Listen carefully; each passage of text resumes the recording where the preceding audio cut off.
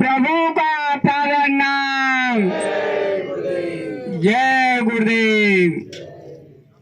परम पूज्य गुरु महाराज, उपस्थित हमारे स्थानीय महाराज जी और यहाँ मौजूद सभी सत्संगी भाई बहनों, बच्चों बच्चियों, आप सबको मेरा जय गुरुदेव। यह प्रोग्राम हमारे मथुरा जिले में इस सिरिया की नगरिया में हो रहा है। आप देश के कोने कोने से आए हैं। आप सब लोगों के लिए हम हार्दिक शुभकामनाएं। जय गुरुदेव। और यहाँ जो कोई कुछ कमी रह जाए, हालांकि हमारे शैलेंद्र जी ने पूरी हमारे मथुरा जिले में सूचना नहीं दे पाई, चलो कोई बात नहीं है। मैं आज बहुत बड़ी भीड़ होती मथुरा जिले संगत की, क्योंकि स्थानीय संगत से ही भीड़ होती है, बाहर से भीड़ इतनी नहीं हो पाती है। पर चलो जो कुछ हुआ वो ठीक है। हम गुरु महाराज से प्रार्थना करते हैं, इसके लिए हमें क्षमा करें। जय गुरुदेव।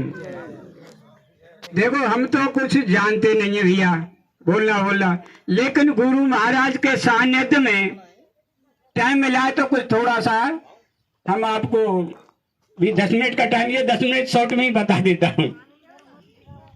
देखो, हमारे गुरु महाराज ने मुख्य काम तो हमको जहां से हम आए वहां पहुंचाने का था।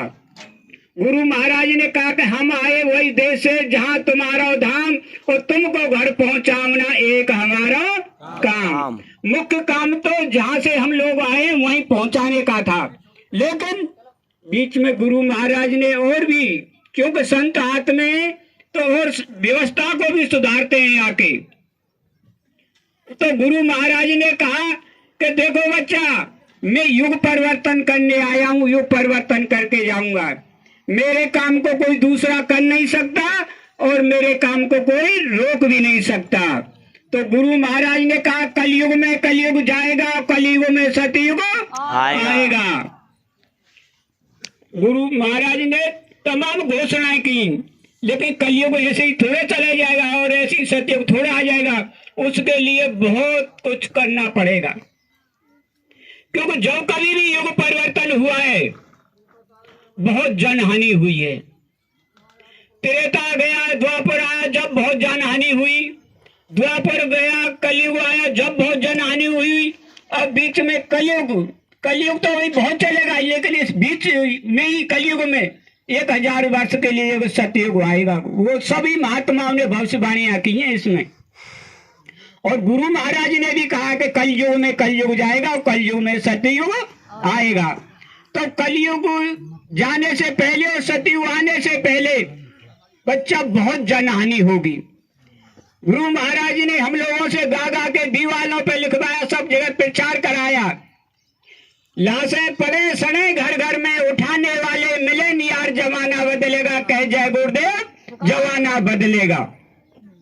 बहुत जनहानि होगी, कि अब तक जितने भी हर युग में अवतारिक शक्तियां आई, उन्होंने अपने हाथ से मार काट की और युग परिवर्तन किया, धर्म की स्थापना की।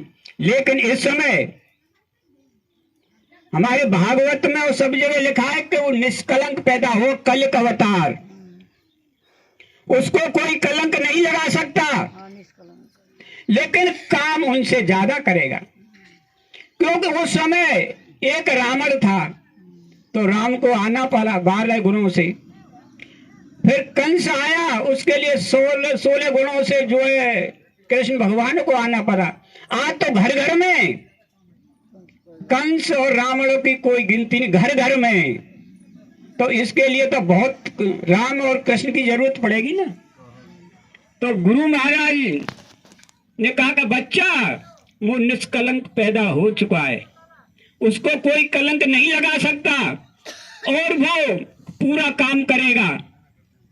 लेकिन जो राम कृष्ण ने चाहा, जो कुदरत ने चाहा, वो उनसे करा लिया, लेकिन ये कुदरत से कराएंगे। क्या होगा? गृह युद्ध, विश्व युद्ध, महामारी, बीमारी, सूखा, अकाल, भूकंप, ये सब होंगे। बहुत जनसंख्या कम रह जाएगी, विश्व युद्ध तक होंगे, सब होगा।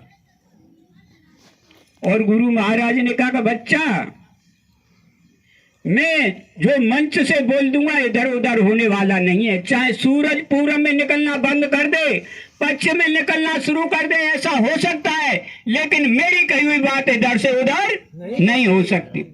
अब प्रश्न ये होता है, बहुत से हमारे सत्संगियों की में आया तो कुछ कहा कि 14 साल अभी तो कलयुग गया नहीं और सतयुग आया नहीं, तो गुरु महाराज कैसे चले गए? वो तो युग परिवर्तन करने आए थे। वो गुरु महाराज ने कहा भी था कि मैं युग परिवर्तन करने आया हूं, युग परिवर्तन करके जाऊंगा। मेरे काम को कोई दूसरा कर नहीं सकता और मेरे काम को कोई रोक भी नहीं सकता। तो गुरु महाराज हमसे, अब प्रश्न ये आता है, गुरु महाराज हमसे अलग हुए तो हुए क्यों? गुरु महाराज ने कहा सत्संग में, बच्चा देखो, जब तक संत महात्मा बोलते और डोलते रहेंगे, जब तक वो काल भगवान कुछ नहीं कर सकता। जब वो अपना बोलना और डोलना बंद कर देंगे, साइड से हो जाएंगे, जब वो काल अपना काम करेगा। काल का काम क्या है? गृह युद्ध, विश्व युद्ध, महामारी, बीमारी, सूखा, अकाल, भूखमरी, ये सब काम उनके हैं। उससे ही परिवर्तन होगा। जब बुरे लोगों, दुष्ट लोगों का, खाने पीने वालों का जब नाश हो जाएगा, अच्छे लोग आ जाएंगे, तो फिर सतयुग हुई है और क्या है।